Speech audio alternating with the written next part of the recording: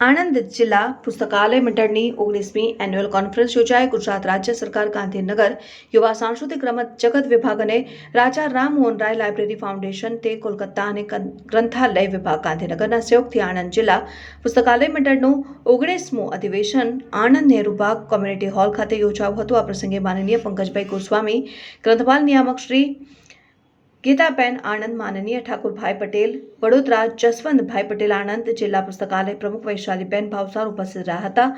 પંકજભાઈ ગોસ્વામીએ જણાવ્યું હતું કે માનવી મોબાઈલ તરફ વળ્યો છે અને વાચક ઓછા થયા છે. સરકારશ્રીનો પણ અભિગમ છે કે આજના સંજોગોમાં ઈ-લાઇબ્રેરીની જરૂરિયાત છે. સરકારશ્રી આ અંગે જરૂરી મદદ કરવા તૈયાર છે. આણંદ જિલ્લામાં સૌથી વધુ લાઇબ્રેરી થાય તો પણ હું આ અંગે જરૂર મદદ કરવા હૈયા ધારણા આપી હતી. ગ્રંથપાલના મહેનતાણા અંગે ઘટતું કરવા જણાવ્યું. સમારંભને અંતે રાષ્ટ્રગીત ગાયું હતું અને સમારંભ સમાપ્ત જાહેર કરાયો હતો. પાટવી ગુજરાતી ન્યૂઝ રિપોર્ટર રમેશ ચંદ્રસિંહ રાણા, ઉમરેઠ.